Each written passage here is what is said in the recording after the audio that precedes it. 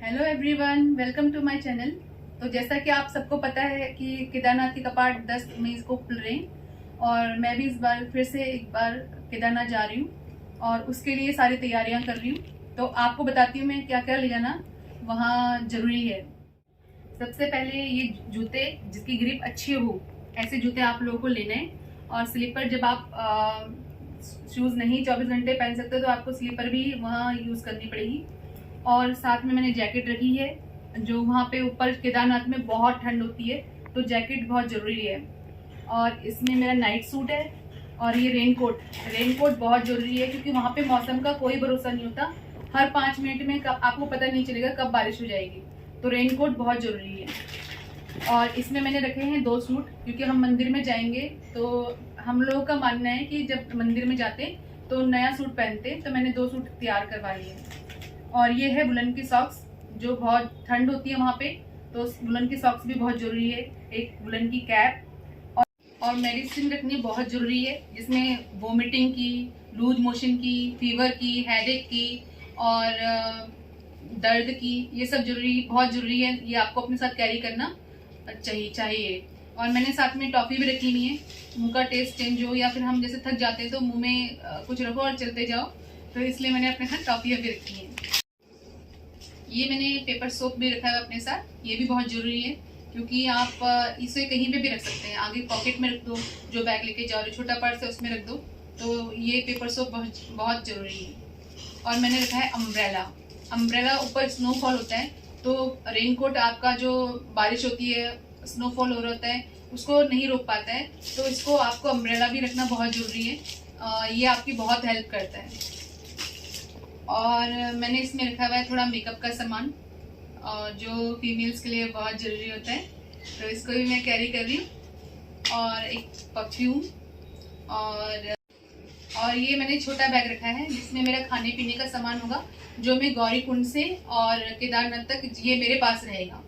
और बाकी जो मैं गौरी कुंड से केदारनाथ तक लेके जाऊंगी, जैसे एक जोड़ी नया कपड़ा हो गया, अपना रेनकोट हो गया, जैकेट हो गया, वो सब मैं पिट्ठू वाले के पास दे दूंगी। और ये मेरा साइड बैग है, ये भी मेरे साथ रहेगा।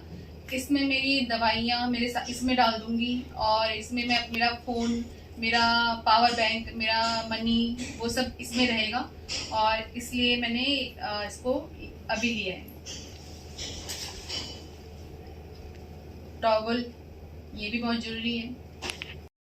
वार्मर अपने साथ ज़रूर रख लेना क्योंकि ऊपर केदारनाथ में बर्फ़ पड़ रही है और जो टेम्परेचर है वो माइनस में चला जाता है, तो वार्मर बहुत ज़रूरी है आपको लेना, ठीक है। और मैंने एक स्टॉल रखा है, गरम स्टॉल, जो मेरे पूरा हेड को कवर करेगा और फेस, नोज़, इन सबको कवर कर लेगा, इसलिए मैंने ये वुलन का स्टॉल भी रखा हुआ है। ये मैंने जैकेट रख ली है, जो अगर ट्रैक में मुझे ठंड लगेगी, जैसे बारिश होती है या स्नोफॉल होता है, तो मैं ये जैकेट पहन के ऊपर ट्रैक करूँगी। और एक लोअर जो कंफर्टेबल हो, जिसमें आप कंफर्टेबल हो, वो लोअर और वो ऊपर से टॉप पहनना। और ऊपर से इतना ज़्यादा हैवी पहनने की जरूरत नहीं होती क्योंकि जब आप ट्रैक करते हो तो स्वेटिंग होती है, तो बहुत गर्म कपड़े पहनने की जरूरत नहीं होती है। हाँ, अपने पास रखना जरूर, क्योंकि बारिश होती है या आपको कहीं शेड पे रुकना पड़ जाता है, तो फिर आपको ज़रूरत पड़ेगी। और ये मेरा बैग है जिसमें मैं ये सारा सामान कैरी करने वाली हूँ। मैं केदारनाथ 3 बार जा चुकी हूँ, ये मेरा 4th टाइम है। और जब जो आप ट्रैक करते हैं उसके लिए क्या ज़रूरी टिप्स हैं जो आपको फॉलो करना चाहिए, वो मैं आपके साथ शेयर करती हूँ। सबसे पहले, जब भी आप गौरी कुंड से ट्रैक स्टार्ट करेंगे तो लंबे लंबे कदम नहीं भरना है, आपको छोटे छोटे कदम रखने हैं और कंटिन्यूटी में चलते जाओगे तो जल्दी कवर कर लोगे, अदरवाइज आपको बहुत टाइम लग जाएगा।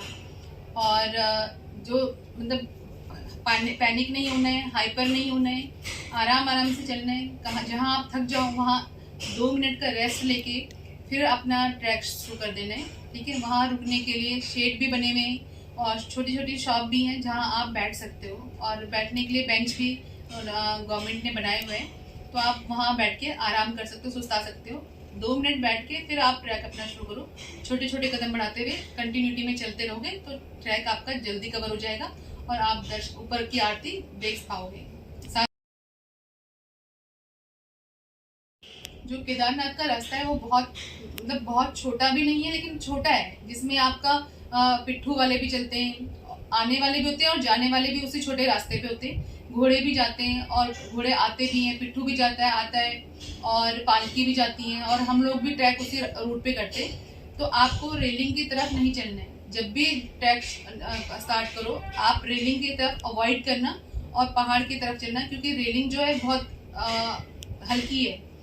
बाई चांस अगर कुछ हुआ तो आप सीधा खाई में गिरेंगे, जहाँ बहुत गहरी खाई होती है। तो आप हमेशा पहाड़ की तरफ चलना और आराम आराम से चलना, और कदम अपना जमा के रखना, क्योंकि वहाँ पे स्लिपरी बहुत ज़्यादा होता है और पानी भी होता है, कीचड़ भी बहुत ज़्यादा होता है। तो अपना पैर अच्छे से जमा के रखना।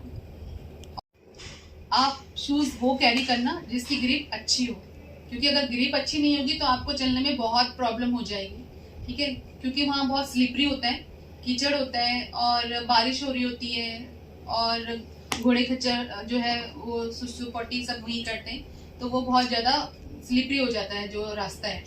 तो ग्रिप अच्छी नहीं होगी तो आपका फिसलने का वहाँ पे डर रहता है। तो आप हमेशा ऐसे शूज़ लेना जो अच्छे हो, मजबूत हो और ग्रिप अच्छी हो। अपने साथ जब भी आप चलो तो कुछ प्रोटीन या जो एनर्जी बार जो होते हैं वो कैरी करके चलना, और ड्राई फ्रूट अगर आप रखो तो बहुत बेस्ट होता है। लेकिन जो भी खाओ लाइट खाना, और बहुत हैवी मत खाना, क्योंकि चलने में आपको प्रॉब्लम होगी। जैसा कि आप सबको पता है कि कपाट 10 तारीख को खुल रहे हैं, और हम लोग यहाँ से 10 तारीख को निकलेंगे। 11 तारीख को हम लोग पहुँच जाएंगे सिरसी। इस बार हम लोगों ने जो होटल है अपना सिरसी में किया है, और अगर आप लोगों को मैं रूम टूर करवाऊंगी, आप लोगों को पसंद आएगा तो मैं आपको वहाँ का नंबर भी शेयर कर दूंगी। बहुत अच्छे रेट पे बहुत अच्छा रूम हम लोगों को मिला है। और फिर हम 12 तारीख को अपना जो ट्रैक है वो अर्ली मॉर्निंग में स्टार्ट कर देंगे। वहाँ से सिरसी से हम लोग सोनप्रयाग से हम लोग गौरीकुंड चलेंगे। पूरा जो रास्ता है मैं आपको जर्नी में जो जो चीज़ें दिखाने लायक होंगी वो सारी चीज़ें मैं आप लोगों को दिखाऊंगी। और जब मैं केदारनाथ पहुंच जाऊंगी आप सभी को मैं केदारनाथ बाबा के दर्शन करवाऊंगी, और मैं आप लोगों को मिलती हूँ अब सफ़र के दौरान और केदारनाथ में। तब तक के लिए बाय बाय। और अगर आपको मेरा ब्लॉग पसंद आया हो तो मेरे चैनल को सब्सक्राइब, कमेंट और लाइक करना मत भूलिएगा। Thank you, bye.